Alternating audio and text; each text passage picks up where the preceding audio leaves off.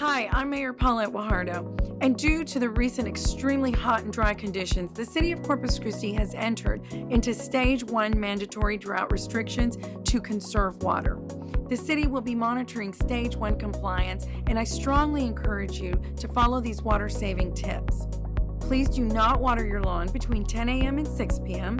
Limit irrigation or sprinkler use to 1 day a week on your trash day.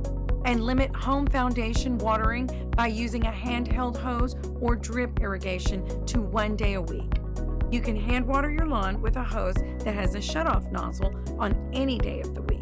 And other ways that you can help conserve water would be checking for water leaks around your home, turn off the faucet when brushing your teeth or washing your face, and make sure to run washing machines and dishwashers with full loads. Please remember, we must all do our part to conserve water. No matter how big or how small, it makes a difference. Join me in protecting the environment and our future water supply by following Stage 1 watering schedule restrictions. And to learn more, visit cctexas.com/conserve.